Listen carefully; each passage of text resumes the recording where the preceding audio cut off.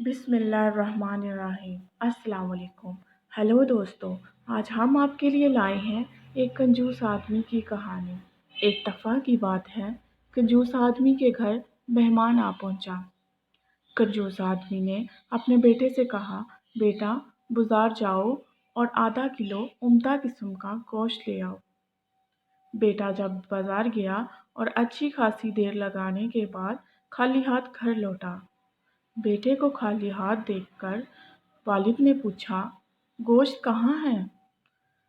बेटे ने जवाब दिया, अब्बाजान, मैं बाजार गया और मैंने दुकानदार से कहा, मुझे आधा किलो उम्दा किस्म का गोश्त चाहिए।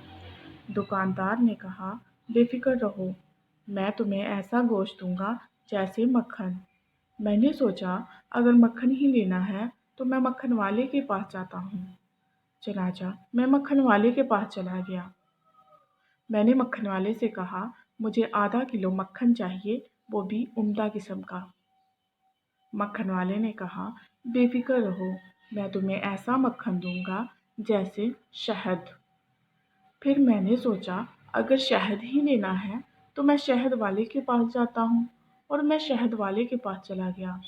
मैंने शहद वाले से कहा, मुझे आधा किलो उम्दा किस्म का शहद चाहिए। शहद वाले ने बोला, बेफिक्र रहो, मैं तुम्हें ऐसा शहद दूंगा जैसे शफाफ पानी।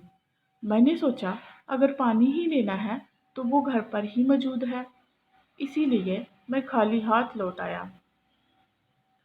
वालिद ने कहा, वाह बेटा, ये तुमने बड़ी अक्लमंदी की बात की, लेकिन एक नुकसान फिर भी कर आए। बेटे ने कहा, वो कौन सा? कंजूस बाप ने कहा, ये जो तुम एक से दूसरी और दूसरी से तीसरी दुकान के चक्कर में जूता घिसाए हो, ये नुकसान ही हुआ ना? बेटे ने जवाब दिया, अरे नहीं अब्बाजान, ये जूता तो मैं मेहमान का पहन कर गया था। बेचारा मेहमान जो कि भूखा प्यासा बैठा इंतज़ार कर रहा था, फ़ौरन उठा और अपनी मंजिल की ओर रवाना हुआ कि कहीं दूसरे वक्त की खाने के लिए भी तकलीफ़ ना बर्दाश्त करनी पड़े। दोस्तों, ये थी हमारी आज की कहानी, एक से बढ़कर एक। मिलते हैं एक नई कहानी के साथ, तब तक के लिए अल्लाह हाफ़िज़।